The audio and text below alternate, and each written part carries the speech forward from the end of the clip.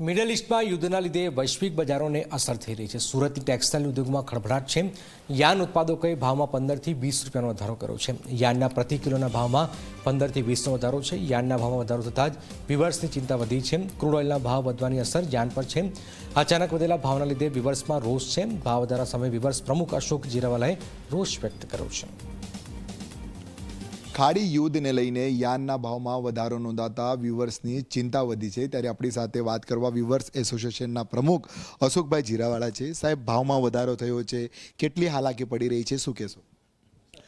ખાસ કરીને દુઃખ સાથે કહેવું પડે કે જ્યારે પરિસ્થિતિ ખાડી દેશોની હોય, ઈરાક, ઇઝરાયલ ને યુએસની હોય, ત્યારે ભારતની અંદર જે ભારતના ઘરેલું ઉદ્યોગ છે, ખાસ કરીને એમએસએમઈ એટલે ટેક્સટાઇલ ઉદ્યોગ એટલે ભારતની રીડ કહેવાય કે જે વધારે રોજગારી આપે છે।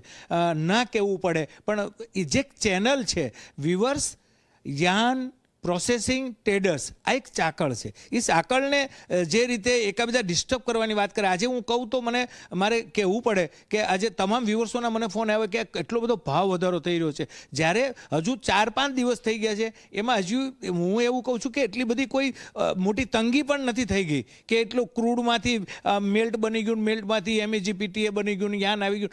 હજુ અહીંયા આવતા તો બહુ સારો સમય લાગવાનો છે। એ પહેલાં જે 10 રૂપિયાથી લઈ અને 20-25 રૂપિયાનો જે ભાવ વધારો કર્યો છે એ કૃત્રિમ ભાવ વધારો છે।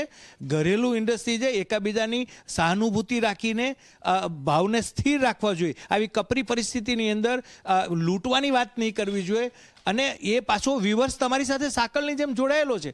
ત્યારે મારી તમામ યાન ઉત્પાદકોને વિનંતી છે કે આવા સંજોગોની અંદર એકાબીજાને હૂંફ મળવી જોઈએ, કારણ કે હોળીની સિઝન છે, કારીગરોનો પણ કાપ છે। એટલે મારે વિવર્સોને પણ નમ્ર વિનંતી છે કે કોઈ પણ જાતની ખોટી ખરીદી કરી અને સ્ટોક કરવાની સ્ટોક ના કરતા અને જરૂરિયાત પડતું જ તમારે ખરીદી કરવી જોઈએ। અને મને યાન ઉત્પાદકોને મારી વિનંતી છે કે આપ પણ આપણા ભાવમાં સ્થિર રાખો અને સહાનુભૂતિ રાખો।